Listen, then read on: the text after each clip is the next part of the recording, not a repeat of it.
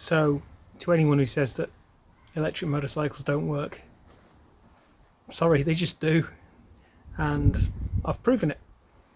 I've almost touched 20,000 miles now on the bike, and ballpark figures, I reckon I've saved about £4,000 in fuel. So take that off the cost of the bike up front, and that's what we're talking. We're talking, yeah, around about £1,000 fuel savings for every 5,000 miles I've done, based on the cost of fuel for my petrol bike. So as you can see, the more miles you do, the more you save.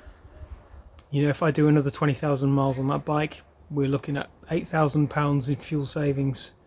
Extend that on to £12,000 for 60,000 miles, which wouldn't surprise me. Do a little bit more than that and the bike's paid for itself in fuel savings alone. So yeah, it depends how much you use the bike. My petrol bike's got 90,000 miles on it. I ride a lot. I don't commute actually, but I do still ride a lot. So the more you ride, the more you save, and that's really where electric bikes win out. So thanks for watching. See you again soon.